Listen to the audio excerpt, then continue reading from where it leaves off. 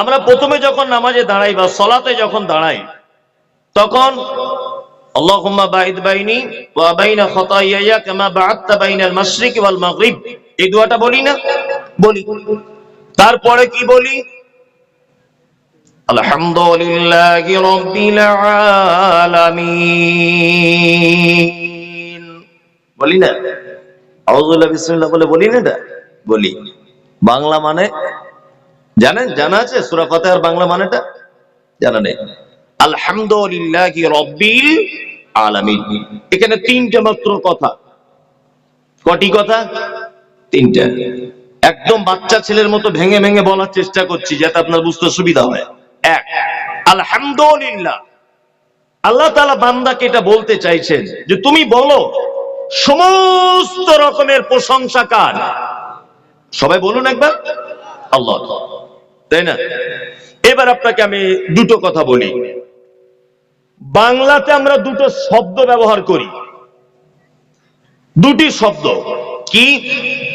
একটা হচ্ছে ধন্যবাদ আর একটা হচ্ছে কৃতজ্ঞতা। ব্যবহার করি না? ঠিক আরবিতেও তেমন দুটি শব্দ ব্যবহার হয়, একটা হচ্ছে হামদ আর একটা হচ্ছে শুকরিয়া। আমরা বলি না কথায় কথায় শুকরিয়া, জাযাকাল্লাহ, আলহামদুলিল্লাহ, সুবহানাল্লাহ, এগুলো ব্যবহার করি না? করি। একটা শব্দ আছে শুকরিয়া। শুকরিয়া মানেও হচ্ছে কিন্তু প্রশংসা। কি বললাম বুঝলেন?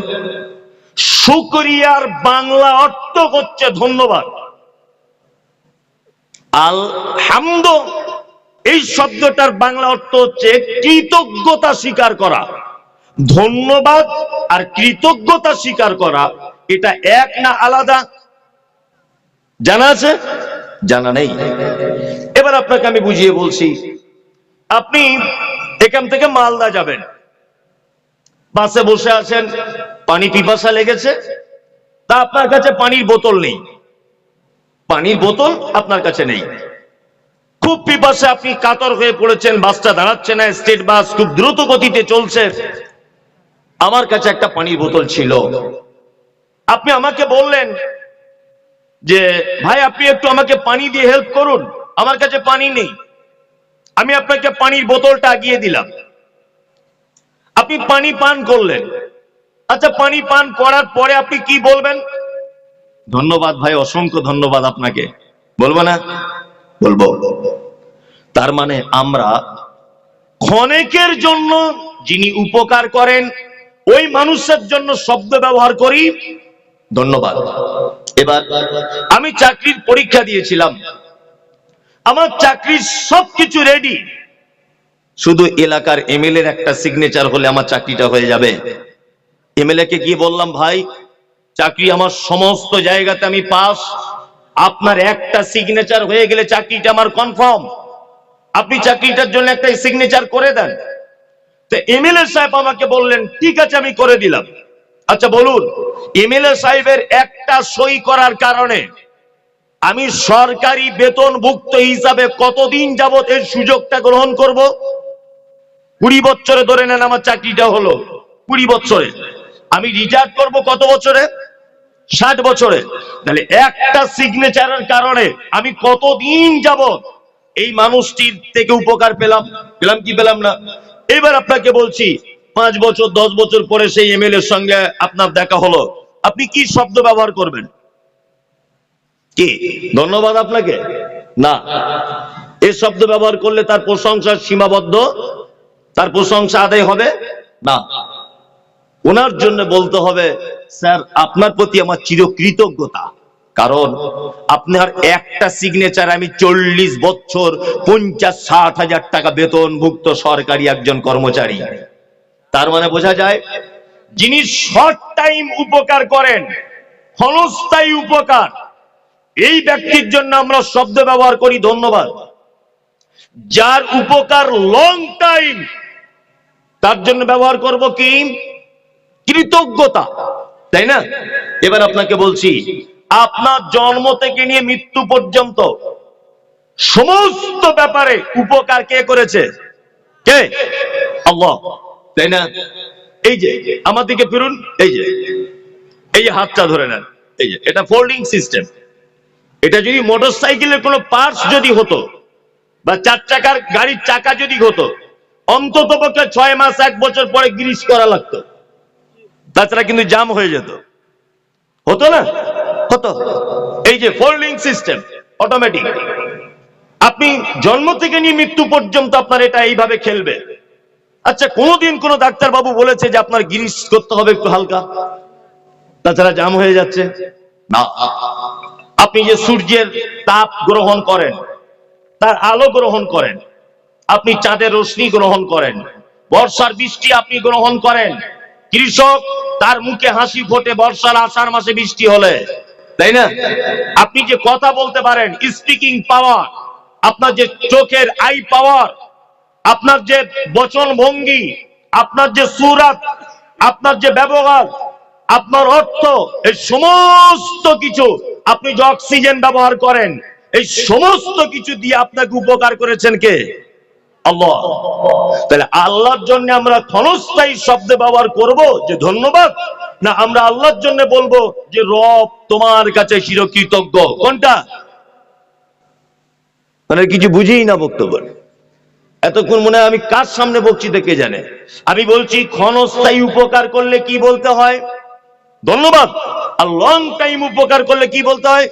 কৃতজ্ঞতা, তাই না? আলহামদ শব্দের অর্থ হচ্ছে যাবতীয় কৃতজ্ঞতা, যাবতীয় প্রশংসা কার? আল্লাহ। এবার এখানে আর একটা কথা বলে দিই, খুব মজার ব্যাপার। আচ্ছা, সমস্ত প্রশংসা আল্লাহর হবে কেন? এটাও তো জানতে ইচ্ছা করে। আমি একজন কাঠের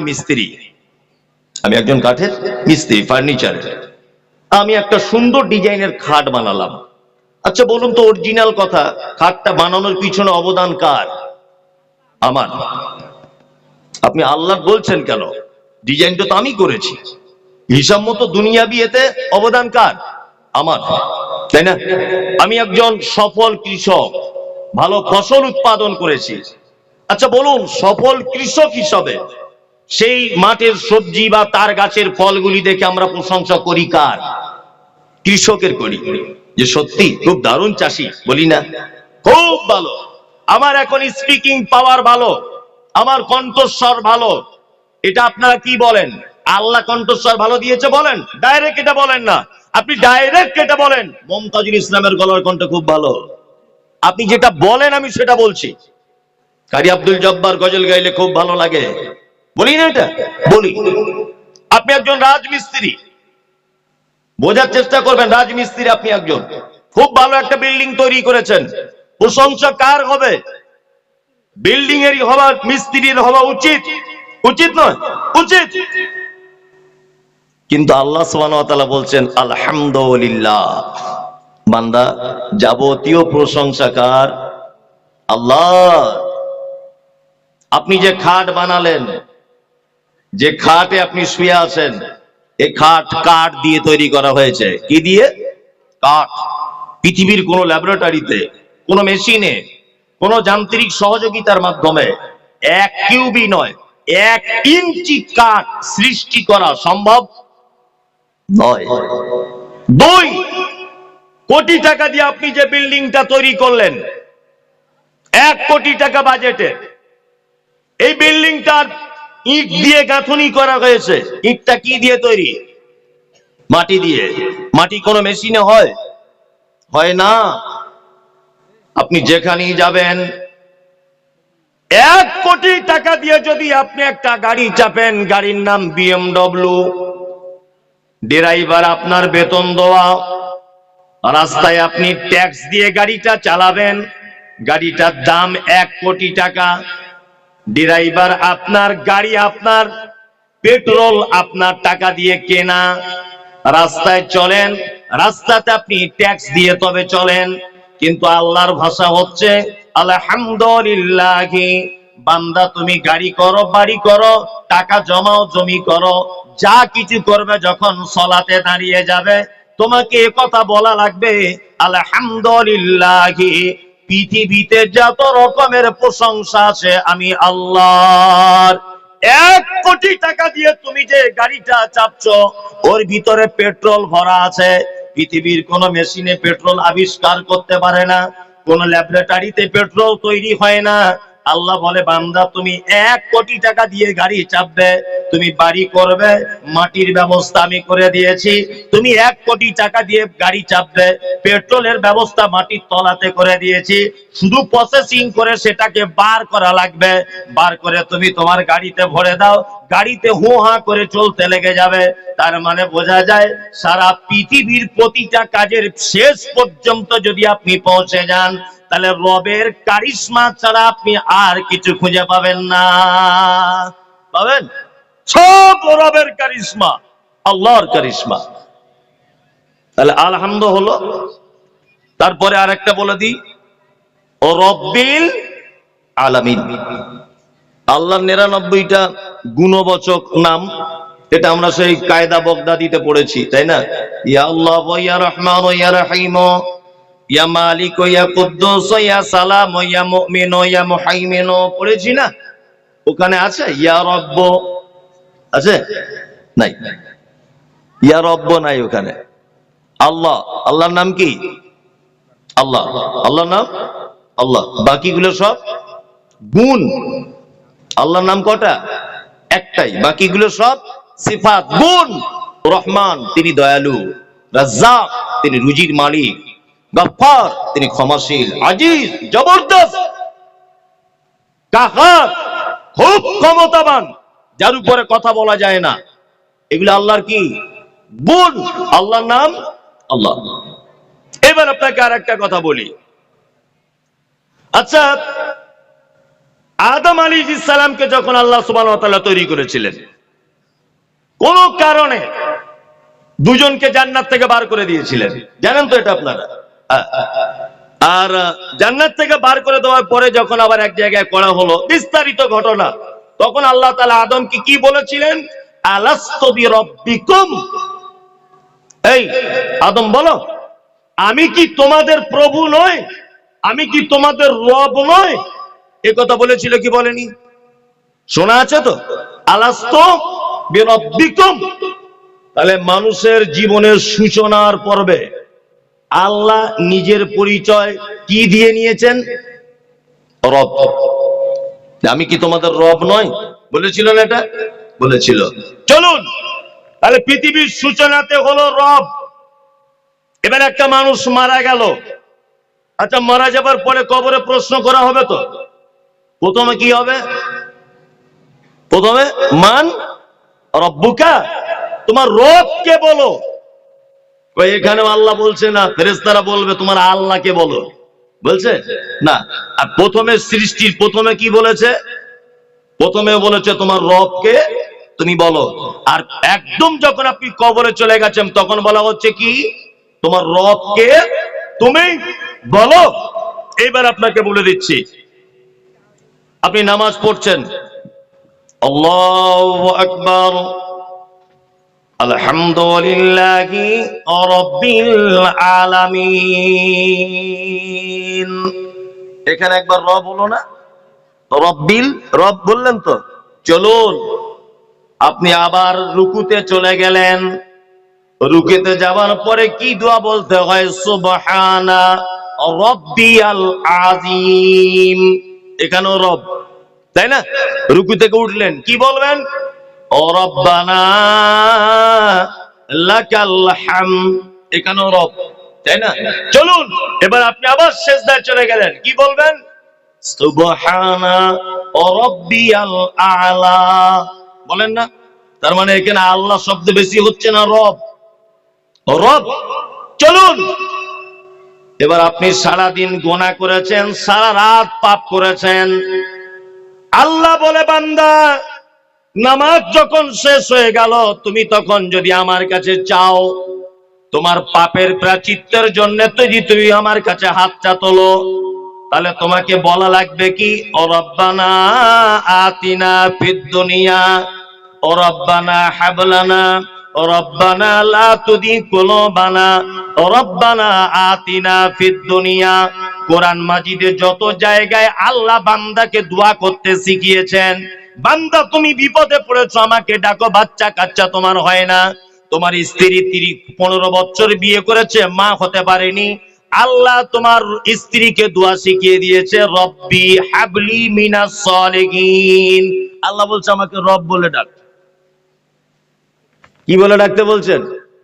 রব, তাই না? তার মানে বোঝা যাচ্ছে রবের একটা মারাত্মক গুণ আছেই, আছে না? আছেই।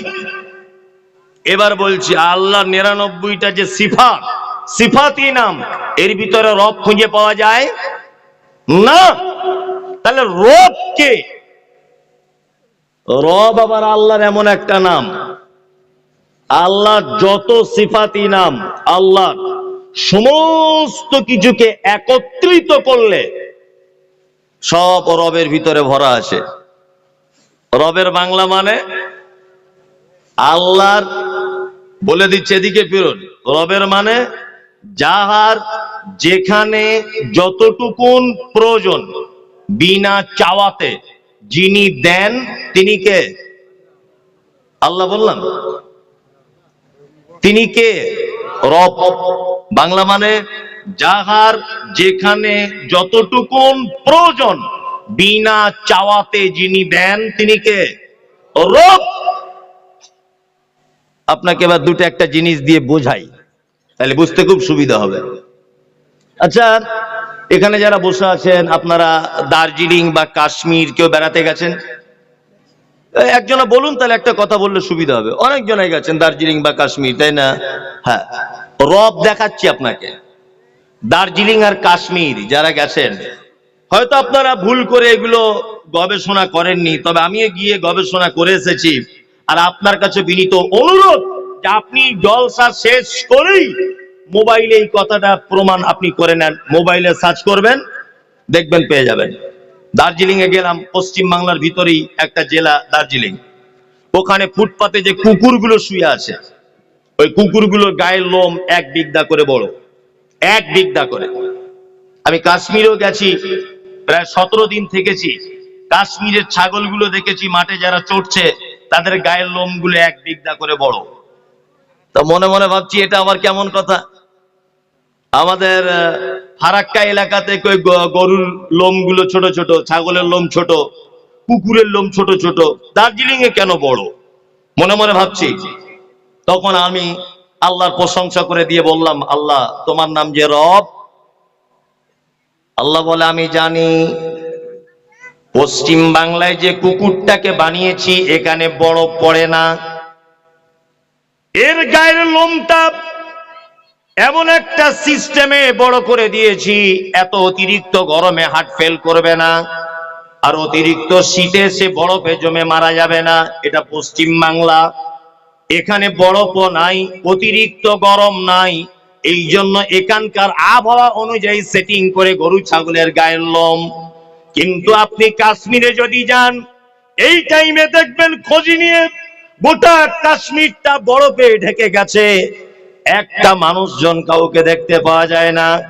আল্লাহ বলে, তাই তো মানুষ হিটার চালিয়ে বাড়ির ভিতরে শুয়ে থাকবে, কিন্তু একটা ফুটপাতের কুকুর কোথায় থাকবে এই চিন্তা তো কোনো বাড়িওয়ালা করবে না।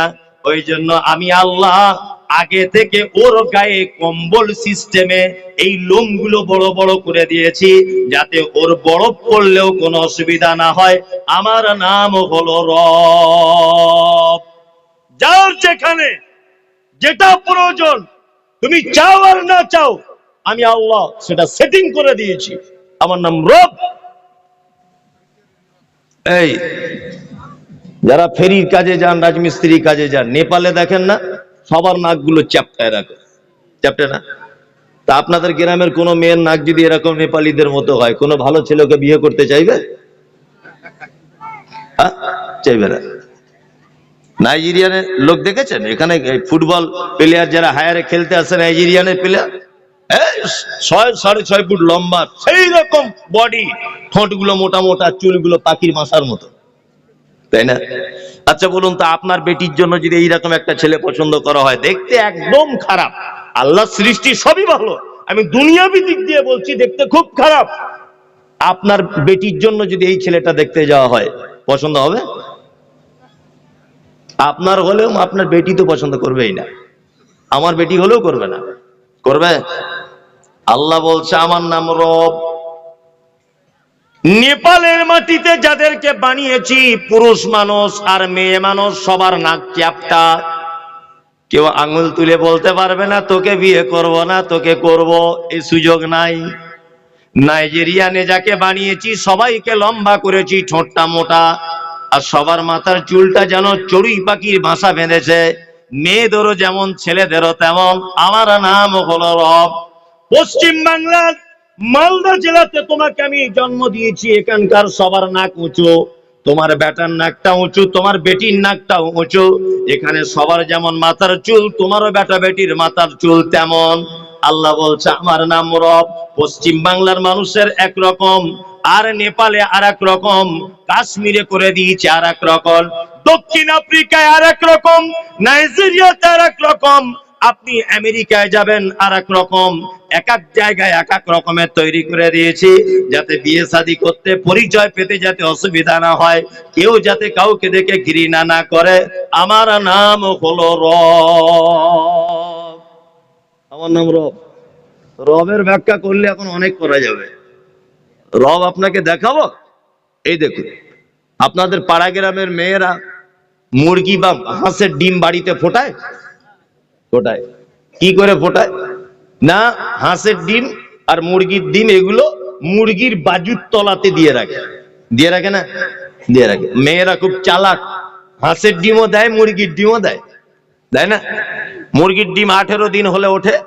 যদি বলছেন মৌলী সাহেব আপনি কি মুরগি পোষেন? না, ওগুলো জানতে হয়।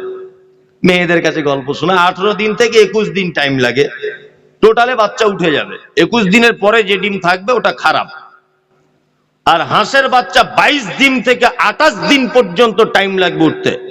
29 দিন হয়ে গেলে ও ডিম খারাপ। এটা মা চাচিদের মুখে এগুলো হাদিস করার নয়, গল্প শোনা। যাই হোক, ধরে নেন একটা মুরগির বাজুর তলাতে 10টা মুরগি আর 10টা হাঁসের ডিম দেওয়া হলো, একসঙ্গেই বাচ্চাটা উঠেছে, একসাথেই। আচ্ছা, আপনি কোনোদিন দেখেছেন যে হাঁসের বাচ্চাগুলো পানিতে নেমে যাচ্ছে বলে মুরগির বাচ্চাগুলো সাথে সাথে নামছে? দেখেছেন? না। আচ্ছা, হাঁসের বাচ্চা কোনোদিন তার মাকে বলে বা বাড়ির লোককে বলে ছোট প্রথমে একটা সুইমিং পুল করে দাও, একটু সাঁতার কাটা শিখেলি, তারপরে পুকুরে গিয়ে সাঁতার কাটবো? এরকম ব্যাপার আছে? না, এর নাম রব। আল্লাহ বলছে ওকে হাঁস করেছি, ওকে বলে দেওয়া হয়েছে তুই পানিতে নেমে যাবি, তোকে মুরগি করে দিয়েছি, উপরে উপরে জমিতে লোকের বাড়িতে বাড়িতে ঘুরে ঘুরে বেড়াবি। আমার নাম রব। কাউকে শেখানো লাগবে না, কাউকে শেখানো লাগবে না। আল্লাহু আকবার। আপনি অবাক হয়ে যাবেন, আসলে এগুলো বাস্তব কথা। আল্লাহকে চেনার এগুলো সহজ উপায়। গাভীর বাছুর হয় না? বাছুর হয়। পৌষ মাসের কনকনে শীতে আপনি দুতলার উপরে শুয়ে আছেন, গাভী গোয়াল ঘরে বাছুর হয়েছে। গোয়াল ঘরে বাছুর হবার পরে গাভীটা বলছে তোর তো নানি দাদি কেউ নাই। মানুষের বাচ্চা হলে নানি দাদি কোলে টোলে নিত, তোর তো কেউ নাই, তোর গায়ে লালাকে পরিষ্কার করবে সেটাও কেউ নাই। গাভী নিজের দিক দিয়ে লালাটা চ্যাট চ্যাট চ্যাট চ্যাট করে চেটে পরিষ্কার করে দেয়। অনেক সময় গোয়াল ঘরে রাতে বাচ্চা হয়ে যায় না, সকালে উঠে দেখা যায় ঘুরছে, যাওয়া যায় না, দেখতে পাওয়া যায়। বাচ্চাটা আস্তে আস্তে আস্তে আস্তে করে এবারে জিভ দিয়ে চেটে পরিষ্কার হয়ে গেল। বাচ্চাটা তার মায়ের কানে কানে বলছে মা একটু গরম দুধ হলে ভালো হতো না। মা তখন বলছে এক কাজ কর, তোর তো নানি দাদি কেউ নেই, উঠে দাঁড়া, ওঠ, যা হবে হবে, ওঠ। বাচ্চাটা উঠে ঠক ঠক করে কাঁপতে কাঁপতে ধস করে পড়ে গেল। বলছে মা আমি দাঁড়াতে পারছি না। যে বলছে আবার ওঠ, ওঠ, আবার ওঠ। উঠে আবার দাঁড়িয়ে থক থক থক থক করে কাঁপছে, ধস করে পড়ে গেল। আবার ওঠ, তুই 3 বার আবার চেষ্টা কর। উঠে কাঁপতে কাঁপতে বলছে মা দুধ কোন দিকে পাবো? বলছে চল পিছনের দিকে যা, যা পিছনের দিকে দেখ, বাঁট ঝুলছে, ওখানে গিয়ে টান। বাঁট ঝুলছে, খুব দুধ টানছে। মাকে বলছে কানে কানে, প্রাণী তো নিজের ভাষায়, মা দুধ আসছে না যে। ওর মা তখন বলছে এক কাজ কর, আমি প্রথম মা হয়েছি তো, দুধের রাস্তা ক্লিয়ার নেই, দুধের রাস্তা ক্লিয়ার নেই, তুই এরকম এরকম করে চুষবি আর এইরকম করে গুঁতো মারবি আমার মাঠে, বারবার এরকম চুষবি আর এইরকম করে ঠেলা মারবি, তাহলে দেখবি তোর মাঠ আমার মাঠ থেকে দুধ কল কল কল কল করে তোর পেটের ভিতরে ঢুকে যাবে। এটা করে কি করে না? কে শেখালো? বাড়িওয়ালা বলে দিয়েছিল যে দুবার করে টানবি আর এইরকম করে গুঁতো মারবি? বলেছে? আপনি দাঁত বার করে হেসে দিলেন, কথাটা বললাম। আর এটা হাসির কথা না, আপনার ভাবনার কথা বললাম। কে বলে দিল এটা ওকে? আল্লাহ। আল্লাহ বলে আমার নাম রব, নানি দাদি কেউ নেই। রাতের অন্ধকারে তোকে আমি জন্ম দিয়েছি গোয়াল ঘরে, তোর এখনই দুধের প্রয়োজন, এখনই আমি তোর পা দুটোকে রেডি করে দিয়েছি, তাড়াতাড়ি করে মায়ের মাঠ থেকে তুই দুধ পান করে দুধ খেয়ে নে। এর নাম কি? রব। তারপর একটা কি বলি? রহমানির আলহামদুলিল্লাহ কি রব্বিল আলামিন। অসংখ্য জগতের মালিক কে? কে? আল্লাহ। কালকে যদি আনন্দবাজার পত্রিকায় এই ঘটনা ছাপা হয় যে মাটির তলাতে মানুষ খুঁজে পাওয়া গেছে, তারাও জলসা করে, তাদেরও মাদ্রাসার কালেকশন হয়, তাদেরও শ্রোতা, খাওয়া দাওয়ার ব্যবস্থা থাকে, মেয়েদের প্যান্ডেল থাকে, ছেলেদেরও থাকে, কালকে যদি পেপারে যদি এই ঘটনাটা উল্লেখ করা হয়, কেউ বিশ্বাস করবে? করবে না। আমি আগে করব, কেউ করুক আর না করুক, কারণ আল্লাহ বলছে আলামিন, অসংখ্য জগতের আমি মালিক। মাটির তলাতে মানুষ থাকতে পারে, অসম্ভবের কিছু নেই। আল্লাহ তো বলেছে আলামিন, অসংখ্য জগতের মালিক। জগৎ থাকতে পারে কি পারে না? পারে। তারপরে কি বলি? আর রহমানির রহিম। রহমান মানে কি? রহমান মানে দয়ালু, রহিম মানে ওটাও মানে দয়ালু। তো দুটো দয়ালু এক জায়গায় করা হলো কেন? এগুলো খুব জ্ঞান বিবেক বুদ্ধি দিয়ে শুনতে হবে, খুব মজা লাগে। সেটা হচ্ছে এই, আচ্ছা আমি আপনাদের এই মাদ্রাসায় 1 লাখ টাকা দান করেছি, প্রতি বছরে করি ধরে নেন। আচ্ছা আমাকে লোক কি বলবে? দানি। দানি বলবে না? দানি। আর এই যে আমার পাশে লোকটা বসে আছেন, ইনি এই মাদ্রাসায় প্রতি বছর 10 লাখ টাকা দেন, কি বলবেন মানুষ ওনাকে? দাতা। কি বলবে? দাতা বলে না? দাতা। আচ্ছা উনি করেন 50 লাখ টাকা, কখনো 1 কোটি টাকাও করেন, ওনাকে লোক কি বলবে? দানবীর, তাই না? দানবীর মানে যার দানের কোনো সীমা নাই, তাই তো? একটাই জিনিস, আমি দিয়েছি 1 লাখ, এই জন্য আমি দানি। উনি দিয়েছেন 5 লাখ, এই জন্য উনি দাতা। উনি দিয়েছেন 1 কোটি, এই জন্য উনি দানবীর। ঠিক তেমন রহমান মানে দয়া, রহিম মানেও দয়া। তবে দুটো দয়ার একটু ডিফারেন্স রয়েছে। ডিফারেন্সটা কি? এই দেখুন, আপনাকে একটা জিনিস বোঝানোর জন্য বলছি। ফিলিস্তিনের মুসলমানগুলোকে মারা হচ্ছে না এখন? হচ্ছে? হচ্ছে। আচ্ছা কিছুদিন আগে 22শে জানুয়ারি বাবরি মসজিদ ভেঙে রাম মন্দির উদ্বোধন করা হলো না? হলো। ফিলিস্তিনে যখন মুসলমানদেরকে মারা হচ্ছে, তখন প্রায় মসজিদে, আমাদের গ্রামে অত হয়েছে জানি না, আপনাদের এখানে হয়েছে কিনা, কুনুতে নাজেলা বা অনেক মানুষ ব্যক্তিগতভাবে দোয়া করেছে, আল্লাহ ফিলিস্তিনের নির্যাতিত মানুষদেরকে তুমি হেফাজত করো। দোয়া করেননি? হাত তুলে না করলেও অন্তর থেকে দোয়া বার হয়েছে কি হয়নি? হয়েছে। মুসলমানদের এত দোয়া করার কি প্রয়োজন? রুজির মালিককে বলে বলুন আল্লাহ। আল্লাহ যদি ইসরায়েলের ইহুদিদের 1 সপ্তাহের জন্য নয়, 1 দিনের জন্য যদি রুজিটা বন্ধ করে দিতেন, তাহলে আর ফিলিস্তিনের মুসলমানদেরকে মারা হতো? অক্সিজেন মালিককে আল্লাহ। তা আল্লাহ এত মুসলমানদের দোয়া করতে হচ্ছে কেন? 10 মিনিটের জন্য ইসরায়েলের ইহুদিদের নিঃশ্বাসটা বন্ধ করে দিতে পারতেন, পারতেন না? পারতেন। যারা মসজিদ ভেঙেছে, বাবরি মসজিদ, এরা ভালো লোক না খারাপ লোক? খারাপ লোক। এত মুসলমানরা দোয়া করছে কেন? আল্লাহ তো ইচ্ছা করলে রাতকে দিন, দিনকে রাতে পরিবর্তন যিনি করতে পারেন, যিনি নদী থেকে রাস্তা বার করে একজন নবীকে বাঁচাতে পারেন, যিনি বিনা বাপের সন্তান জন্ম দিতে পারেন, তিনি ইচ্ছা করলে এই সমস্ত বাহাদুর গুলোকে, যারা বাবরি মসজিদ ভেঙেছিল, এদেরকে পুঁটি মাছের মতো টিপে মেরে দিতে পারে কি পারে না? পারে, অবশ্যই পারে। তারপরেও কেন মুসলমানরা তাদের জন্য দোয়া করছে? আল্লাহ এনআরসি থেকে বাঁচাও, আল্লাহ জালেম শাসক থেকে বাঁচাও, আল্লাহ এই সরকার থেকে তুমি আমাদেরকে বাঁচাও, হযরত আবু বকরের মতো একজন শাসক নির্বাচন করো, আল্লাহ ফিলিস্তিনের মুসলমানদেরকে বাঁচাও, ইসরায়েলের ইহুদিদেরকে নিস্তেনাবুদ করে দাও। সারা ভারত, পাকিস্তান, বাংলাদেশ, সারা পৃথিবীতে সোশ্যাল মিডিয়াতে দেখেছি, কতটা সত্য মিথ্যা জানি না, কাবাতে পর্যন্ত দোয়া হচ্ছে, মসজিদে নববীতে পর্যন্ত দোয়া হচ্ছে ফিলিস্তিনের নির্যাতিত মুসলমানদের জন্য। দোয়া হচ্ছে কি হচ্ছে না? হচ্ছে। এইখান থেকে বুঝে নিতে হবে আল্লাহর নাম যে রহমান, তিনি যে দয়ালু, এই দয়ালুর একটা নমুনা এই জায়গায়।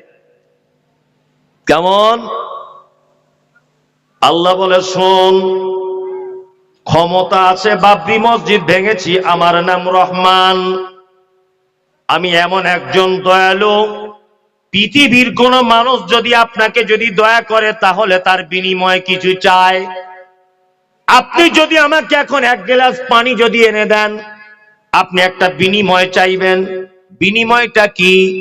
আমার কাছে না চাইলেও আল্লাহর কাছে চাইবেন যে আল্লাহ, মুমতাজুল ইসলাম কলকাতা থেকে এসেছে, অসুস্থ মানুষ, মুসাফির মানুষ, বক্তা মানুষ, আমি এক গ্লাস পানি পান করালাম, আল্লাহ তুমি এর বিনিময়ে আমাকে দুটো নেকি দাও। আপনি যদি না চান তবু আপনি বিনিময়টা গ্রহণ করার জন্য প্রস্তুত থাকবেন, থাকবেন কি থাকবেন না? কিন্তু আল্লাহ বলছে, বান্দা শোন, নরেন্দ্র মোদীর মতো একজন বেঈমান বিশ্বাসঘাতক বাবরি মসজিদ ভাঙার জন্য যিনি সহযোগিতা করেছেন, আমি আল্লাহ তাকে অক্সিজেন দান করি, বিনিময় কিছু চাই না। আমার মসজিদ আকসা ভেঙে দেওয়ার জন্য ইসরায়েলের ইহুদিরা চক্রান্ত চালাচ্ছে, ড্রোন হামলা করছে, প্লেনে করে বোমবাস্টিং করে দিচ্ছে, অজস্র নারী পুরুষকে মেরে দিচ্ছে। আমি আল্লাহ ইচ্ছা করলে অক্সিজেনটা বন্ধ করে দিতে পারতাম, কিন্তু আমার নাম যে রহমান, আমি এমন দয়া করি, আমার দয়ার কারণে কোনো বেনিফিট আমি আল্লাহ চাই না, এই জন্য আমার একটা নাম দেওয়া হয়েছে রহমান। বেনামাজি তুমি নামাজ পড়বে না, আল্লাহ বলছে, আল্লাযী জাআলা লাকুমুল আরদা ফিরাশাম ওয়াস সামাআ বিনাআ ওয়া আনজালা মিনাস সামাই মাআন ফাআখরাজা বিহি মিনাস সামারাতি রিজকাল লাকুম ফালা তাজআলু লিল্লাহি আমদাদা ওয়া আনতুম তা'লামুন। আষাঢ় মাস যখন চলে আসবে, চাষির জমি তখন ফেটে যাবে।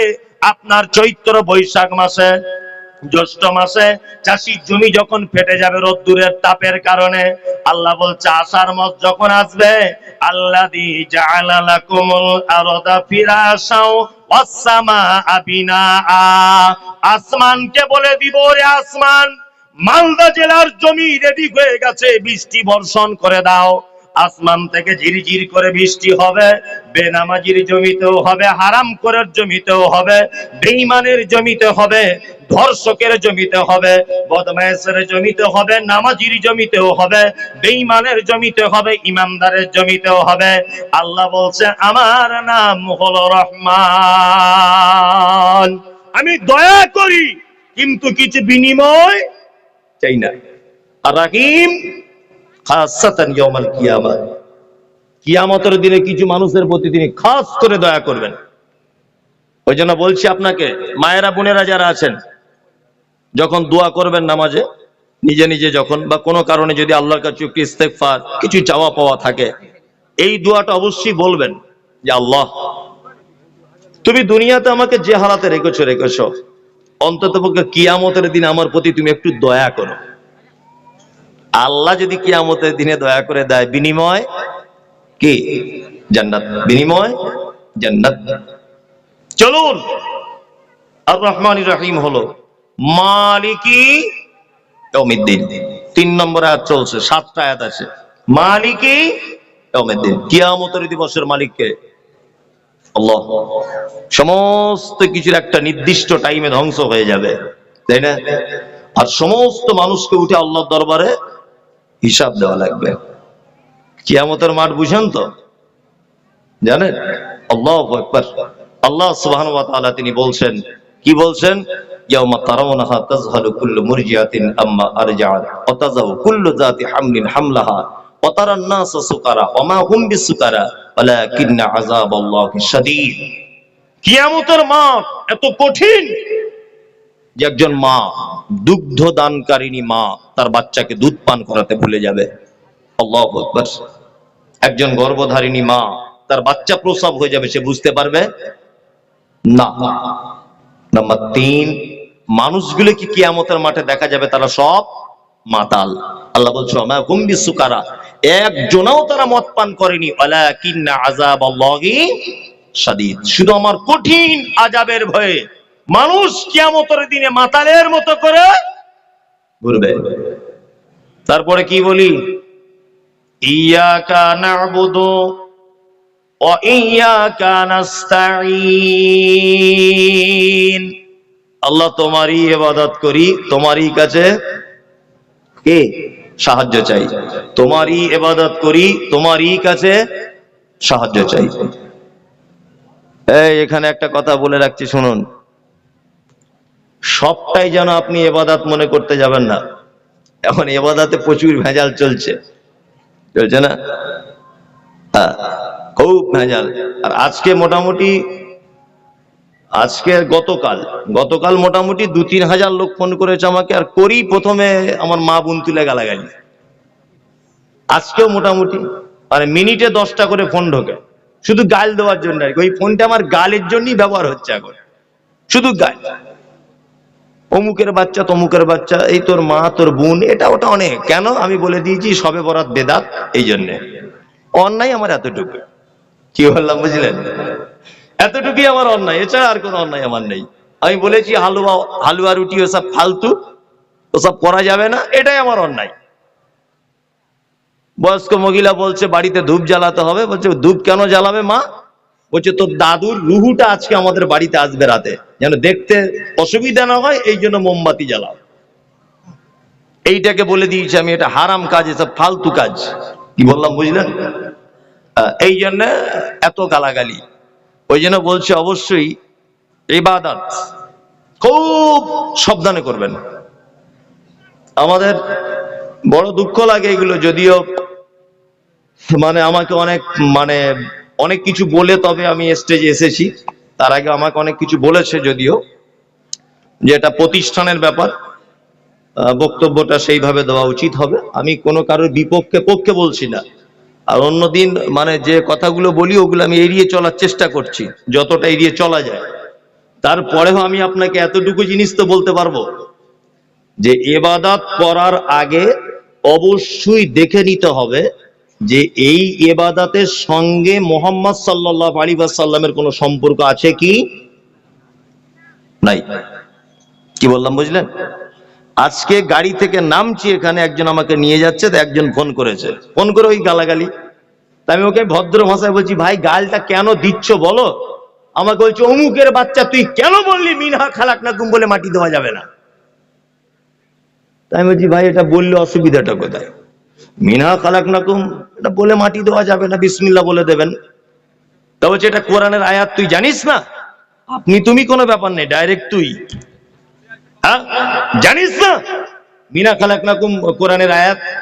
তাই বললাম কোরআনের আয়াত বলি যে ওখানে বলতে হবে এটা। ভাই আপনি কি করে বুঝলেন? বলছে কোরআনের আয়াত বললে অসুবিধা কোথায়? তাই বললাম কোরআনের আয়াত বললে অসুবিধা কিছু নেই, তবে একটা জিনিস তাহলে বোঝার চেষ্টা করুন। কি? তাহলে এক কাজ করুন, ওই কোরআনে ফেরাউনেরও তো নাম আছে, আপনার বেটার বড় ছেলের নামটা রাখতে পারতেন। তো বলছি কেন ওরা খারাপ লোকের নাম রাখবো কেন? তাহলে খারাপ লোকের নাম ভালো কোরআনে এলো কেন? কোরআন তো ভালো জিনিস, ওর ভিতরে এলো কেন? আবুল আহাব রাখতে পারতেন, বলছে ওটা কেন রাখবো? বদমাশ, নবীর দুশ্মন। নবীর দুশ্মনের নাম ভালো কোরআন মাজিদে ঢোকানো হলো কেন? এই কমন সেন্স তোমার নেই? কোরআন ভালো অবশ্যই, তাই বলে সব জায়গায় সবটা পড়া যাবে? রুকুতে গিয়ে কি দোয়া বলতে হয়? সুবহানা রাব্বিয়াল আজিম। কেউ যদি ওখানে বলে কুল হুয়াল্লাহু আহাদ আল্লাহুস সামাদ লাম ইয়ালিদ ওয়া লাম ইউলাদ ওয়া লাম ইয়াকুল লাহু কুফুয়ান আহাদ, নামাজ হবে? কেন হবে না কেন? ওটা তো কোরআনের একটা সূরা, ভালো সূরা। তার মানে বোঝা যাচ্ছে যেখানকার নাট সেখানে লাগাতে হবে। গোদা বাংলায় বুঝে গেলেন তো? যেখানকার নাট কি সেখানে লাগাতে হবে, তাছাড়া কিন্তু কাজ চলবে না। এখন মিনহা খালাকনাকুম যদি মোহাম্মদ সাল্লাল্লাহু আলাইহি ওয়াসাল্লাম বলতে বলেছেন এই মর্মে কোনো যদি প্রমাণ পাওয়া যায় তাহলে আপনি বলবেন, কোনো আপত্তি নেই। একটাই, শুধু একটাই বারবার কথা যে সগী হাদিসে শবে বরাত না থাকতে পারে, আমার হুজুর তো বলেছে, আবু হানিফা বলেছে, অমুক জন বলেছে, তমুক জন বলেছেন, তো অমুক তমুকের কথাতে ইসলাম চলবে না ইসলাম চলবে মোহাম্মদ সাল্লাল্লাহু আলাইহি ওয়াসাল্লামের কথাতে? মোহাম্মদ সাল্লাল্লাহু আলাইহি ওয়াসাল্লামের কথাতে। মানুষ কত বড় বোকা, এই কথা আমি অনেক জায়গায় বলি। 10 টাকা কেজি বেগুন কিনলে 4 বার দেখে ভিতরে পোকা আছে কিনা। আর ও একটা ইবাদত করে জান্নাত যেতে চাইছে, সেই ইবাদতটা আল্লাহর নবী কিনা করেছে কিনা এটা জানা লাগবে না? লাগবে। ইয়াকা নাবুদু, আল্লাহ তোমারই ইবাদত করি, ও ইয়াকা নাস্তাঈন, তোমারই কাছে সাহায্য চাই। সাহায্য কার কাছে চাওয়া লাগবে? আল্লাহর কাছে। আল্লাহর কাছে আমরা চাই, আল্লাহর কাছে না। অনেক মাধ্যমে আছে। মুদিখানার দোকানদার 5 কেজি তাবিজ ল্যামিনেশন করে পিছনে টাঙিয়ে রেখেছে। আরে ভাই, এত বড় তাবিজ কি ব্যাপার? বলছে বেচা কেনা বেশি হবে তাই। আসেন এরকম কাস্টমার। নতুন গাড়ি কিনেছে, প্রায় গাড়িতে দেখবেন তাবিজ, না হলেও তাবিজের মতো কিছু ইয়া আলী, ইয়া উসমান, ইয়া অমুক, ইয়া আবু বকর, ইয়া মোহাম্মদ, এইসব লিখে একটা গোল করে গাড়িতে ঝুলিয়ে রেখেছে। এটা ঝোলালে তোমার উপকার কি? কোন উপকার আছে? কোন উপকার নেই। এটা কি? শিরক। কিন্তু আমরা তো করছি। আল্লাহু আকবার।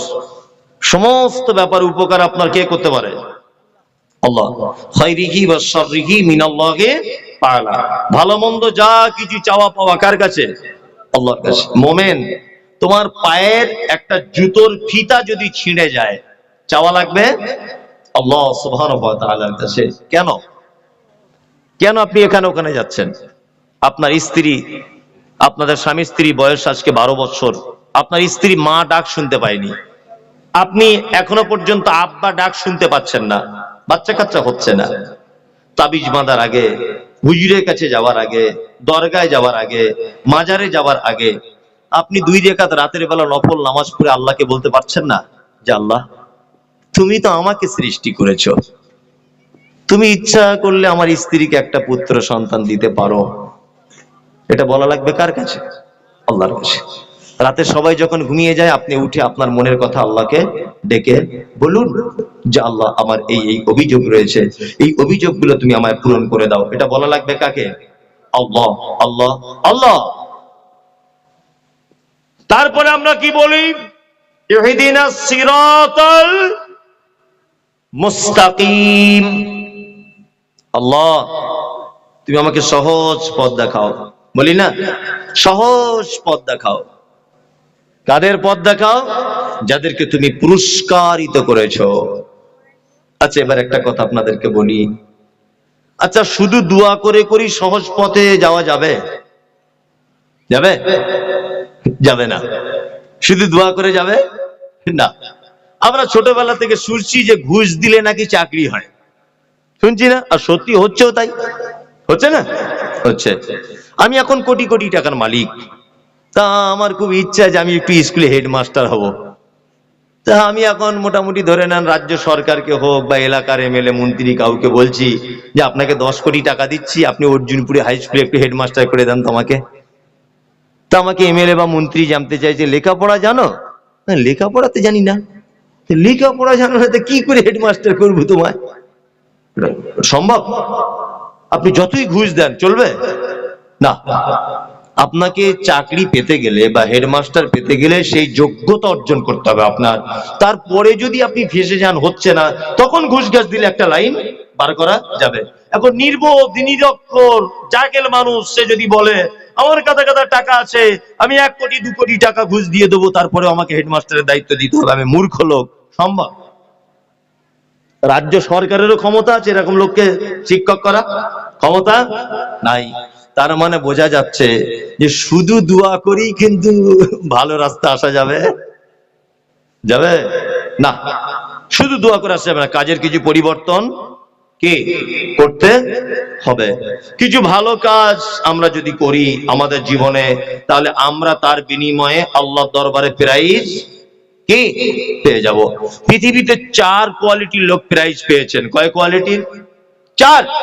1 নবীগণ, 2 সিদ্দিক অর্থাৎ সাহাবীগণ, 3 শহীদগণ, 4 সালেহীন সৎকর্মশীলগণ। এই 4 শ্রেণীর মানুষ পৃথিবীতে, তারা জান্নাতের সুসংবাদ এবং সার্টিফিকেট প্রাপ্ত। আল্লাহু আকবার।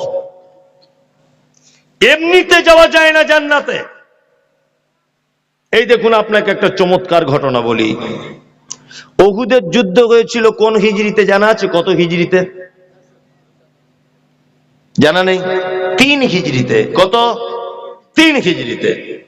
ঠিক উহুদের যুদ্ধের আগের দিন আল্লাহ নবী সাল্লাল্লাহু আলাইহি ওয়াসাল্লাম বিকাল বেলাতে একজন সাহাবীর বিবাহ পড়িয়েছেন। তার নাম হানজালা রাদিয়াল্লাহু তাআলা আনহু। বিবাহ পড়িয়েছেন নিজে, আর বিবাহতে এত খুশি হয়েছেন যে নিজে হাতে করে খোরমা খাজুর অন্যান্য সাহাবীদের ভিতরে বিলি বন্টন করেছেন। এত খুশি হয়েছেন। হানজালা নববিবাহিত জীবন, স্বামী স্ত্রী দুজনে একটা বিছানাতে শুয়ে আছে রাতের বেলা। স্বামী স্ত্রী মিলন হয়েছে বাসর রাত্রিতে। এই সময়তে আল্লাহ নবী সাল্লাল্লাহু আলাইহি ওয়াসাল্লাম উহুদের যুদ্ধের ডাক দিলেন। হানজালা ঘুমন্ত অবস্থায় বিছন থেকে উঠে হাতে যুদ্ধের তলোয়ার নিয়ে অন্যান্য সরঞ্জাম নিয়ে বার হয়ে চলে যাচ্ছেন যুদ্ধ করতে। আল্লাহ রাসূল ডেকেছেন, আর 1 মিনিট দেরি করা যাবে না। বিবিকে বলছেন, যদি আমি জিতে বাড়ি আসি তাহলে আমি একজন গাজীর স্ত্রী, তুমি যদি শহীদ হয়ে যাই তাহলে তুমি একজন শহীদের স্ত্রী। চলে গেলেন হানজালা, চলে গেলেন যুদ্ধের ময়দানে। যুদ্ধ চলছে, কোন কারণে ঐতিহাসিক অনেক প্রেক্ষাপট আছে, তার যুদ্ধতে আল্লাহ নবী সাল্লাল্লাহু আলাইহি ওয়াসাল্লাম জয়লাভ করতে পারেন নেই। একটি মাত্র কারণে, যে এই যুদ্ধতে মূলত মুসলিমদের পরাজয় হয়েছিল সাহাবীদের ভিতরে ইখতিলাফের কারণে। ইখতিলাফ কোন জায়গায়? ওই যে একটা ঘাঁটি আল্লাহ নবী সাল্লাল্লাহু আলাইহি ওয়াসাল্লাম আটকে রাখতে বলেছিলেন, সাহাবীদের ভিতরে ইখতিলাফ হয়েছিল, যুদ্ধতে পরাজয় হয়েছিল মুসলিমদের। 70 জন নিরীহ সাহাবী উহুদের ময়দানে শহীদ হয়েছিলেন। কতজন? 70 জন তরতাজা সাহাবী। তার ভিতরে আল্লাহ নবী সাল্লাল্লাহু আলাইহি ওয়াসাল্লামের চাচা ছিলেন হামজা রাদিয়াল্লাহু তাআলা আনহু। 2 মুসআব বিন উমাইর, যুবক সাহাবী, মক্কার সবথেকে ধনট্টশীল মানুষের বেটা মুসআব বিন উমাইর। 3 নাম তার হানজালা রাদিয়াল্লাহু তাআলা আনহু। আল্লাহ নবী সাল্লাল্লাহু আলাইহি ওয়াসাল্লাম সাহাবীদেরকে বললেন, সব লাশগুলোকে এক জায়গায় করো। যতজন মারা গেছে সব লাশ এক জায়গায় করা হচ্ছে। আল্লাহ নবী সাল্লাল্লাহু আলাইহি ওয়াসাল্লাম গুনে দেখছেন 1 2 3 4 করে 68টা লাশ পাওয়া যাচ্ছে, 2টো লাশ পাওয়া যাচ্ছে না। আল্লাহ নবী সাল্লাল্লাহু আলাইহি ওয়াসাল্লাম সাহাবীদেরকে বললেন, যাও যাও, তাড়াতাড়ি করে যাও, লাশ খোঁজো। সাহাবীগণ লাশ খুঁজতে গেলেন। এই সময় যুদ্ধের ময়দানে পর্দানাসীন একজন মহিলা, বোরখা পরে, আল্লাহওয়ালী মহিলা, হিজাব পরিধান করে যুদ্ধের ময়দানে এসে হাজির। আল্লাহ নবী সাল্লাল্লাহু আলাইহি ওয়াসাল্লামকে এসে বলছেন, আল্লাহ রাসূল, আপনি কি আমাকে চিনতে পারছেন? তখন আল্লাহ নবী সাল্লাল্লাহু আলাইহি ওয়াসাল্লাম বলছেন, না মা, আমি তোমাকে চিনতে পারছি না, তুমি কে? তখন মহিলাটি বলছেন, গতকাল বিকেল বেলাতে আপনি কারোর বিবাহ পড়িয়েছিলেন। আল্লাহ রাসূল তখন বলছেন, হ্যাঁ, আমি হানজালার বিবাহ পড়িয়েছিলাম। তখন মহিলাটি তার হাত খুলে হাতের মেহেন্দিতে আল্লাহ রাসূলের দিকে তাকিয়ে দিয়ে বলছেন, আল্লাহ রাসূল, এই দেখুন, গতকাল যার বিবাহ পড়িয়েছিলেন আমি তার স্ত্রী, আমার হাতের মেহেন্দি পর্যন্ত এখনো শুকিয়ে যায়নি, আমি তার স্ত্রী। এই কথা যখনই বলেছেন আল্লাহ রাসূল সাল্লাল্লাহু আলাইহি ওয়াসাল্লামের মন খারাপ। তিনি মনে মনে ভাবছেন যে তোমার স্বামীর লাশটাই তো খুঁজে পাচ্ছি না হানজালা, তার মানে শহীদ হয়ে গেছে। মহিলা বলছেন, আল্লাহ রাসূল, আমার স্বামীর অবস্থা সম্পর্কে আপনার কাছে কোনো কিছু অভিযোগ বা জানতে আসেনি। আমি একটা জিনিস শুধুমাত্র আপনাকে বলতে এসেছি, সেটা হচ্ছে এই যে আমার স্বামী যদি এই যুদ্ধতে যদি শহীদ হয়ে থাকে, দয়া করে আপনি আমার স্বামীকে একটু গোসল করিয়ে দেবেন।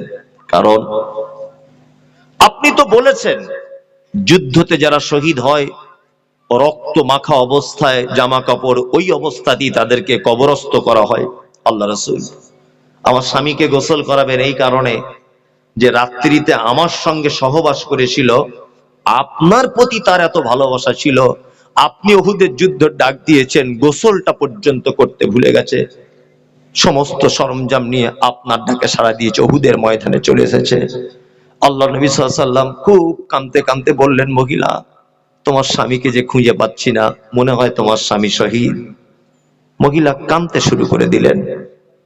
কিছুক্ষণ পর আল্লাহ নবী সাল্লাল্লাহু আলাইহি ওয়াসাল্লাম দেখছেন দূর থেকে দুজন সাহাবী একটা লাশকে কাঁধে করে নিয়ে আসছেন, আর তার মাথার দিক দিয়ে পানি ঝরে ঝরে পড়ছে।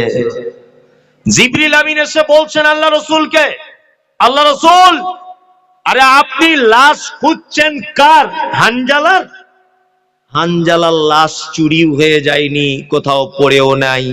হানজালার শহীদে আল্লাহ এত খুশি হয়েছে যে ওর লাশটাকে তৃতীয় আসমানের উপরে উঠিয়ে নিয়ে ওখানে গোসল দিয়ে কাফন পরিয়ে মিসকে আম্বারের সেন্ট লাগিয়ে ওই দেখুন দুইজন সাহাবীর কাঁধে করে আবার বহন করে তারা আসছে। আল্লাহু আকবার! কি অবস্থা! এই হচ্ছে সার্টিফিকেট প্রাপ্ত, এই হচ্ছে জান্নাতে যাবার উপযুক্ত ব্যক্তি। নবীর প্রেমে তারা কি পাগল, নবীর ভালোবাসাতে তারা পাগল। নূপুর শর্মা যখন বলল আম্মাজান আয়েশা এবং আল্লাহ নবী সাল্লাল্লাহু আলাইহি ওয়াসাল্লামের ব্যাপারে, যখন বলল, কি বলল? কটু মন্তব্য করলো, সে নোংরা কথাটা আমি আর বলছি না। বেলডাঙ্গাতে, মুর্শিদাবাদের বিভিন্ন জায়গায়, আমাদের নদিয়াতে রাস্তা অবরোধ হয়েছিল, হয়নি? ট্রেন পর্যন্ত অবরোধ চলছিল। গাছের গুঁড়ি বুঝেন? গাছের গুঁড়ি, গাছের গুঁড়ির উপরে যুবক ছেলে বসে আছে। আরে ভাই, রাস্তাটা ক্লিয়ার করো। সে তখন বুক চাপিয়ে দিয়ে বলছে, এই, রাস্তা ক্লিয়ার করব মানে? লরি আমার বুকের উপর দিয়ে চলে যাক, নবীজির উপরে কথা বলবে নূপুর শর্মা? এটা আমি মেনে নিতে পারবো না। গাড়ি আমার চাকা বুকের উপর দিয়ে চলে যাক। যে এ কথাটা বলছে ও কোন অবস্থায় বলছে? না বাম হাতে বিড়ি টানছে আর ডান হাতে লা ইলাহার পতাকা ধরে বলছে গাড়ি আমার বুকের উপর দিয়ে চলে যাক প্রয়োজনে। নবীর উপরে কথা? এই তো অবস্থা। জীবনে পেচ্ছাপ করে পানি নেয় না, 5 ওয়াক্ত সালাত আদায় করে না। এগুলো কি নবী প্রেমিক? নবী প্রেমিক, আশিকে রাসূল, মুহাব্বতে রাসূল। এই যে আপনাদের কালিয়াচক বড় বড় বড় বড় পতাকা ঝুলছে, বড় বড়। 12 রবিউল আউয়াল এলে ওদেরকে ধরে রাখা যায় না, এত নবী প্রেমিক। মাথায় একদম সবুজ পাগড়ি 42 হাত বেঁধে হু হু করে জিকির করছে, রাস্তা অবরোধ করছে, নবী দিবস বলে কথা, নবীর জন্মদিন এসব করছে না। জীবনেও 5 ওয়াক্ত সালাত আদায় করে না, পেচ্ছাপ করে পানি নেয় না, পিতামাতার সঙ্গে সদ্ব্যবহার করে না, কোনো মানুষের সঙ্গে ভালো আচরণ করে না। এরকম লোক আছে না নেই? এই যে নবী প্রেমিক, এটা প্রমাণ করা যাবে? যাবে বলুন? যাবে না। আল্লাহু আকবার। আল্লাহ তাআলা বলছেন, ইয়্যাকা না'বুদু, ইবাদত শুধু কার করি? কার? আল্লাহর। ওয়া ইয়্যাকা নাস্তাঈন, সাহায্য কার কাছে? আল্লাহর কাছে। ইহদিনাস সিরাতাল মুস্তাকিম, আল্লাহ তুমি আমাকে সহজ পথ দেখাও। সিরাতাল্লাযীনা আন'আমতা আলাইহিম, তাদের পথ আমাদেরকে দেখাও যাদের প্রতি তুমি খুশি হয়েছো, যাদের প্রতি তুমি কি রাজি হয়েছো। ইয়্যাকা না'বুদু, এই জায়গাটা একটা কথা বলতে মিস হয়েছে, কথাটা আবার আমি রিপিট করছি। আর কয়েকদিন পরে রমজান শুরু না? আলহামদুলিল্লাহ, প্রস্তুতি নিচ্ছেন তো? ইনশাআল্লাহ প্রস্তুতি নিচ্ছেন। তবে রমজান মাস এলে গ্যাসের রোগ, পেটে ওর মানে গ্যাস, ওর মানে পাতলা পায়খানা, ওর মানে অসুখের শেষ নাই। ভাই রোজা করছেন, সিয়াম পালন করছেন, মনীষা প্রতি বছর করি, এবার আর করতে পারছি না। ও কোনো বছরই করে না। কি বললাম বুঝলেন? ও কোনো বছরই করে না। যত রোগ দেখবেন আর 15 দিন পরে। এখন যে ছেলেটা একদম ইয়ং, ছটপট ছটপট করে ঘুরছে দেখবেন আপনাদের গ্রামে, রমজান মাস এলে দেখবেন ওর আর মুখে কথা নেই, এত অসুখে পড়ে যাবে বিছান সজ্জায়। আর ঈদের দিন একদম তেরে নাম চুল কেটে ঘুরছে, ডিব্বু ভালো, তাই না? আপনাদের মালদা জেলাতে অবশ্য নেই, আমাদের ওদিকে এরকম লোক আছে। না বলবো না, এখানে বললে অসুবিধা আছে। হ্যাঁ, আল্লাহু আকবার। একটা বড় ইবাদত, আল্লাহকে খুশি করা সিয়াম, তাই না? সবে বরাতের দিন এই যে সারা রাত মসজিদে গিয়ে নামাজ পড়ছে, সারা রাত 100 রেকাত নামাজ পড়ছে কেউ, মানে 150 রেকাত কারো হয়ে যাচ্ছে। সবে বরাতের দিন রোজা রেখেছে, কিন্তু ফরজ সিয়াম ও রাখবে না। আল্লাহু আকবার। অনেকজন প্রশ্ন করে ফোন করে, মৌলভী সাহেব আমি তো কাজে ব্যস্ত, রোজা রাখতে পারছি না, তা অন্য কাউকে টাকা পয়সা দিয়ে দিলে হয়ে যাবে। আমি বলছি, এটা কি ঘুষ দিয়ে জান্নাতে যাওয়ার মতো ব্যাপার? হ্যাঁ, আল্লাহ কি বলেছেন? আল্লাহ তাআলা বলেছেন, আমান কানা মিনকুম মারিদান আও আলা সাফারিন ফাইদ্দাতুম মিন আইয়ামিন উখর ওয়া আলাল লাযিনা ইউতিকুনাহু ফিদিয়াতুন তুআমুল মিসকিন। আল্লাহ এতটুকু বলেছেন, রমজানের ভিতরে তোমাদের ভিতরে যদি কেউ অসুখে পড়ে যায়, আর যদি কেউ সফরে থাকে, মুসাফির অবস্থায়, তাহলে তাদের যদি সিয়াম পালন করতে কষ্ট হয়, তারা অন্য মাসে গণনাটা পূরণ করে দেবে। আর যারা দুর্বল মারাত্মক অসুখ, তারা ফিদিয়া দিয়ে দিবে। কি বললাম বুঝলেন? ফিদিয়া দিবে। ফিদিয়া কতটা দিবে? না, অর্ধেক সা, মানে ওই 1.5 কেজির মতো ধরুন খাদ্য খাবার, সে মিসকিনকে দিয়ে দিবে প্রতিনিয়ত হিসাব করে, তাই না? এ আবার কোন অসুখ? ওই অসুখ যে অসুখ ডাক্তার বলেছে আর কখনো ভালো হবে না। কি বলছি বুঝতে পারছেন? ওই অসুস্থর জন্য, যে অসুস্থ মানুষের জন্য ডাক্তার বাবু প্রেসক্রিপশন করেছেন বা রিপোর্ট দিয়েছেন যে এ এমন এক রোগে আক্রান্ত, আর কোনোদিন সুস্থতা লাভ করবে না, এই অসুস্থের জন্য। আর তোমার 10 দিন টাইফয়েড জ্বর হয়েছে, তারপরে সুস্থ, এ ফিদিয়া দিতে পাবে কে? না। আল্লাহু আকবার। খুব বরকত এবং রহমতের মাস। কত বরকত রহমত, আপনাকে একটা আশ্চর্য হাদিস শোনাচ্ছি, খুব চমৎকার। আচ্ছা, আমি যদি এখন, সারা পশ্চিম বাংলার মানুষ আমাকে চেনে, আচ্ছা আমি যদি আপনাকে এখন ফোন করে বলি যে শামসুল ভাই, আপনার বাড়িতে কালকে আমি মেহমানদারি করতে যাব। আচ্ছা বলুন তো, আপনার স্ত্রী যে বিছানার চাদরটা আপনার বাড়িতে বিছানো আছে খাটের উপরে, ওইটা চেঞ্জ করে একটু নতুনটা দেবে না? দেবে কি দেবে না? দেবে। কারণ মুমতাজুল ইসলাম সাহেব আমাদের বাড়িতে আসছে। দুই নম্বর দেখবেন, বাড়ির উঠান আগিনা ঘর বাড়ি সব একটু পরিষ্কার পরিচ্ছন্ন করবে। পুরাতন থালায় ভাত দেবে না, নতুন থালায় দেবে। দেবে না? দেবে। তার মানে একজন অতিথি আসছে, যা তা অতিথি নয়, আল্লাহর কসম আমি নিজেকে ভেবে বলছি না, জাস্ট বোঝানোর জন্য, মারাত্মক বড় মাপের মানুষ আসছে মুমতাজুল ইসলাম। অরিজিনাল আমি বড় মাপের নয়, বোঝানোর জন্য বললাম। আপনার স্ত্রী অনেক কিছু রান্না বান্না করে রেডি, নতুন থালা বাসন বার করছে, সব পিয়ালা পিরিচ বার করছে আলমারি থেকে, আমি নতুন মেহমান আসছি তাই না? ঠিক আল্লাহ তাআলা বলছেন, ইজা দাখালা রমাজান, আল্লাহ নবী সাল্লাল্লাহু আলাইহি ওয়াসাল্লাম বলেছেন, যখন রমজান প্রবেশ করে, ফুতিহাত আবওয়াবুস সামা, আল্লাহ তাআলা ফেরেশতাদেরকে বলে, রমজান ঢুকে গেছে, আসমানের দরজা সব খুলে দাও, সব দরজাগুলো খুলে দাও, আসমানের রহমতের দরজা সব খুলে দাও, জাহান্নামের দরজা বন্ধ করে দাও, জান্নাতের দরজা খুলে দাও, অসুলসিলাতিশ শায়াতিন, আর শয়তানদেরকে লোহার জিঞ্জিরে বেঁধে দাও। বাড়িতে মেহমান এলে যখন বাড়ির মালিক যেমন ঠিক পরিপাটি করে মেহমানের মানে ওয়েলকাম জানায় না, অভিনন্দন জানায় না, আল্লাহ তাআলা ঠিক বলছেন, নবী মুহাম্মদ সাল্লাল্লাহু আলাইহি ওয়াসাল্লাম বলেছেন, ইজা দাখালা রমাজান, রমাজান যখন প্রবেশ করে।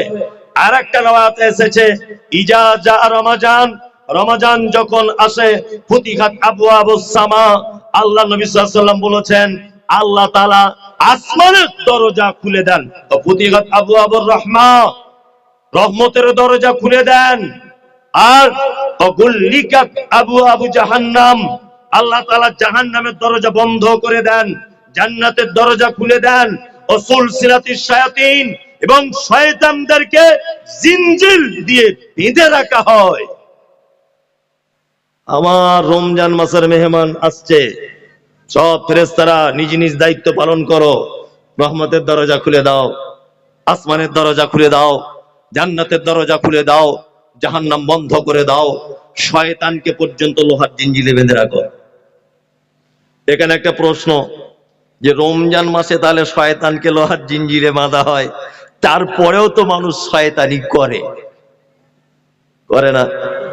আসলে ব্যাপারটা এইরকম যে মিনাল জিন্নাতি ওয়ান নাস, শয়তান তো দুই প্রকারের, তাই না? মানুষের ভিতরেও শয়তান আছে, জিনের ভিতরেও কি শয়তান আছে, এটা একটা কথা। আর একটা কথা হচ্ছে এই, দেখবেন লোহার সঙ্গে চুম্বক এক জায়গায় দীর্ঘদিন থাকলে ওই লোহাটাও দেখবেন অনেকটা চুম্বকের মতো আকর্ষণ নেয়, তাই না? মানে 11 মাস এ শয়তানের সঙ্গে থেকে থেকে এর চরিত্রটা অনেকটা শয়তানের মতো ভাবধারা থাকে, তাই না? এখানে একটা প্রশ্ন আসে, সেটা হচ্ছে এই যে আল্লাহ রাসূল সাল্লাল্লাহু আলাইহি ওয়াসাল্লাম বলেছেন সুলসিলাতিশ শায়াতিন, শয়তানকে জিনজিরবদ্ধ করা হয়, বেঁধে দেওয়া হয়, তারপরেও শয়তানের প্রভাব মানুষকে পড়ে কি করে? একটা প্রশ্ন আসতে পারে। আমি ঠিক এইভাবে আপনাকে বোঝাতে পারি। আচ্ছা, একটা বাঘ, এটা মানুষ খায় তো, দেখলে মানুষ দেখলে খেয়ে নেবে না? খেয়ে নেবে। এই বাঘটাকে যদি ছেড়ে দিয়ে রাখা হয়, তাহলে কোনো মানুষকে ছাড়বে? ছাড়বে? ছাড়বে না। এই বাঘটাকে ধরে নেন, 10 হাত দড়ি দিয়ে এই খুঁটিটায় বেঁধে দেওয়া হলো, 10 হাত। তাহলে ছেড়ে দেওয়া অবস্থায় তার যে ক্ষমতা ছিল, বাঁধার পরে সেই ক্ষমতা থাকবে? থাকবে? থাকবে না। এইবার আপনাকে বলছি, কোন মানুষ যদি ওই 10 হাত দড়ির মধ্যে যদি চলে আসে, তাহলে সে তাকে ছাড়বে? ছাড়বে না। তার মানে আমাদের উচিত যে 10 হাত দড়ির বাইরে বাইরে চলা। শয়তানকে আল্লাহ জিঞ্জিরবদ্ধ করে রেখেছে, তার মানে এটা নয় যে শয়তান ছাড়া আছে, বাঁধা আছে, এটা অবশ্যই। তবে ছাড়া অবস্থায় যে উৎপাত করত, বাঁধা অবস্থায় আর সেটা করে না। তারপরেও যদি আপনি তার ধারে পাশে যদি চলে আসেন, বিপদে পড়ে যেতে পারে। রমজান মাসে একটা সুন্দরী মেয়ে, খুব সুন্দরী, আপনার সঙ্গে ফোনে কথা বলে আপনাকে দেখা করতে চাইছে, যে চলুন একটা অমুক পার্কে গিয়ে দেখা করি। তা এতদিন ও ছিল অন্য গ্রামে, আপনি ছিলেন অন্য গ্রামে, ও শয়তান ওর কাছে রয়েছে, ধরে নেন আপনার কাছেও ওর প্রভাব আছে, দুজন দু জায়গায়। কিন্তু যদি এই ওর বাউন্ডারির ভিতরে পার্কে নির্জনে যদি চলে আসেন, তাহলে বলুন তো আপনি পাপ কাজে লিপ্ত হবেন কি হবেন না? হবে। তার মানে বোঝা যায় পাপ থেকে নিজেকে দূরত্ব বজায় রাখতে হবে। কি বললাম বুঝলেন? মানুষ যেমন বাঘের হাত থেকে বাঁচার জন্য দূরত্ব বজায় রাখে, সে তার পাপ থেকে বাঁচার জন্য কি করবে? দূরত্ব বজায় রাখবে। এটা একটা ছোট্ট কথা মাঝখানে বলে দিলাম। সকলেই প্রস্তুতি গ্রহণ করবো আমরা ইনশাআল্লাহ আগামী রমজানের জন্য। পারলে এখন থেকে দুটো একটা নফল সিয়াম পালন করুন, ট্রেনিং নেন, অসুস্থ কিনা বুঝতে পারা যাবে, প্রয়োজনে ডাক্তারের পরামর্শ নিন, তাই না? জি, আল্লাহ সুবহানাহু ওয়া তাআলা বলছেন ইহদিনাস সিরাতাল মুস্তাকিম সিরাতাল লাযিনা আনআমতা আলাইহিম গায়রিল মাগদুবি আলাইহিম ওয়ালাদ-দাল্লিন। আমিন। আল্লাহ, তুমি আমাদেরকে ওই পথের পথিক করে দিও না যে পথের মানুষদের ভিতরে তুমি আর অভিসম্পদ রয়েছে, তুমি যাদের উপরে রাগান্বিত, আল্লাহ তুমি তাদের পথে আমাদেরকে চালিত করো না। রাত্রি এখন প্রায় 1:30 বাজে, তাই না? কটা পর্যন্ত হবে? 1:30 পর্যন্ত হবে। 1:15 বাজে। এটা আপনারা সকলেই জানেন যে এটা একটা মাদ্রাসার জলসা। আলহামদুলিল্লাহ, খুব বড় মাদ্রাসা। বলছে 18 জন শিক্ষক আছে, অনেক টাকা পয়সা ব্যয়বহুল ব্যাপার।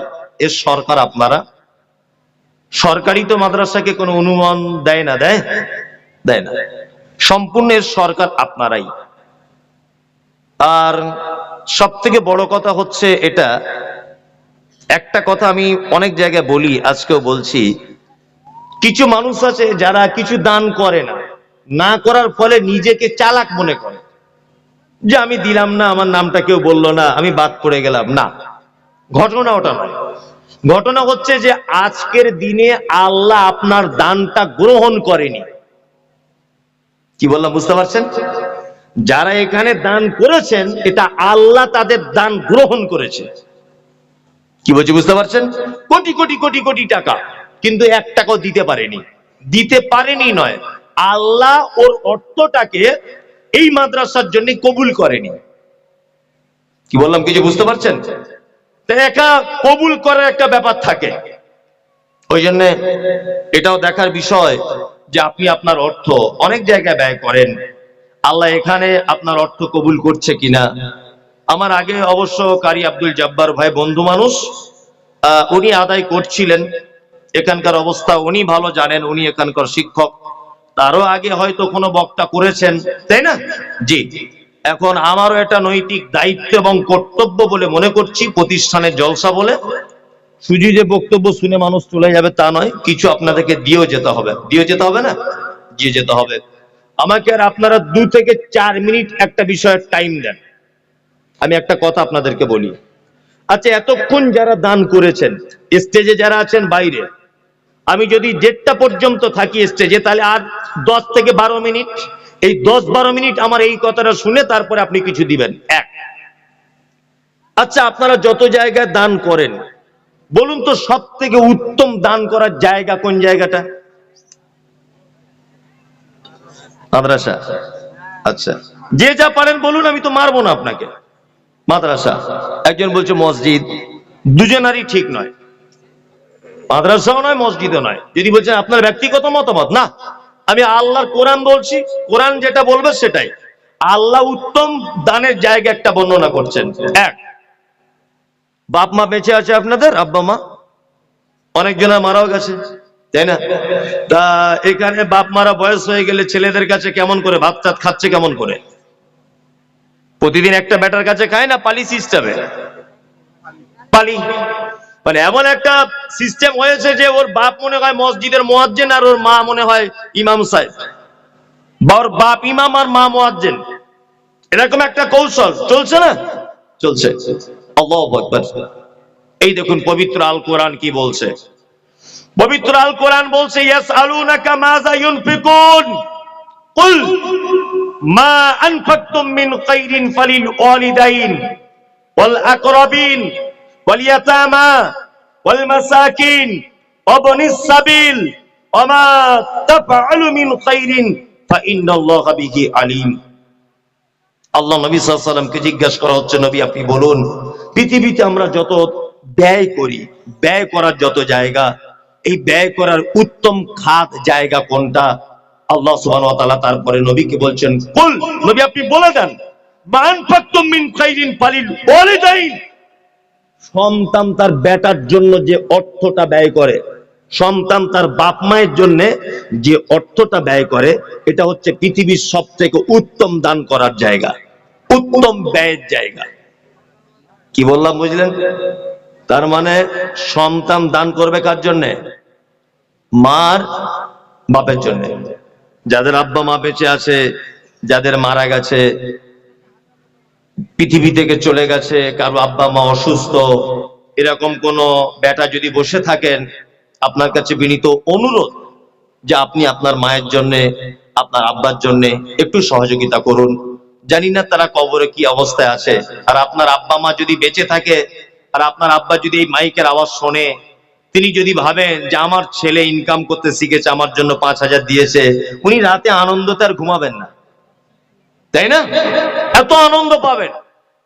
আছেন কোন এখানে সন্তান? আছেন যে আমি 1,000 হোক 2,000 হোক মাদ্রাসাতে দিব আমার আব্বা মায়ের জন্য? কেউ আছেন? আছেন? ও আব্বার জন্য দিবে 500 টাকা। আলহামদুলিল্লাহ। কেউ আছেন ভাই? ও আব্বা মা এবং দাদি কত? 500 ও 1500। আর উনি দিচ্ছেন 500। ওই যে একজন হাত তুলেছে, দেখুন কে, দিয়ে দেন। আরে ভাই 500টা টাকা এমন কোনো ব্যাপার নয়, ওটা দেওয়া যায়, যায় না? আমি তো আপনার সম্পদের সব টাকা চাইনি, আমি বলেছি 500টা টাকা দেন। আপনি এসে বলুন যে আমার আব্বা মায়ের জন্য 1000 টাকাটা দিলাম। আপনার আব্বা মা কবরে নেকি পাবে, বেঁচে থাকলে আনন্দ পাবে। আসুন সকলেই দেন। তুমি আসমানে থাকো প্রভু, আমি জমিনে। 2000 টাকা মাকি, এনে 2000 টাকা মাকি। তুমি আসমানে থাকো প্রভু, আমি জমিনে। এ ভাই চলে যাচ্ছেন কেন? আরে চলে যাবার আগে আপনি এখানে কিছু দিয়ে যান, আমি তো আপনাকে চলে যেতে বলিনি। মানে দানের কথা বললে অ্যালার্জি শুরু হয়ে গেল, আর কেউ থাকবে না। কিছু দিয়ে যান, আল্লাহর রাস্তায় দেন কিছু। আপনি যদি একান্ত ভাবে চলেই যদি যান, তো কিছু দিয়ে যান মাদ্রাসাকে। ইমাম সাহেব, ও সেক্রেটারি সাহেব, উনি 1000 দিলেন। মাদ্রাসার সেক্রেটারি সাহেব, আল্লাহ ওনার আব্বা মাকে তুমি ক্ষমা করে দাও, ওনাকে তুমি দিনের জন্য কবুল করে নাও। মাদ্রাসায় যারা দায়িত্বে আছেন, ন্যায় নিষ্ঠার সাথে কাজ করুন, জান্নাতে যাবার বড় একটা মাধ্যম ইনশাআল্লাহ, খুব বড় মাধ্যম জান্নাতে যাওয়ার। আমি যদি এই মুহূর্তে মুসাফির আছি, মুহাম্মদ সাল্লাল্লাহু আলাইহি ওয়াসাল্লামের ভাষা হচ্ছে মুসাফির মুখ দিয়ে যা বলে তাই কবুল হয়ে যায়। ওই জন্য বলছি, আপনার কাছে অনুরোধ, আপনি 10 টাকা হলেও একবার দেন। দেন 10টা টাকা হলেও আপনার আব্বা মায়ের জন্য বা কারোর জন্য দেন। হ্যাঁ, মুসাফিরের দোয়া নিতে হয়।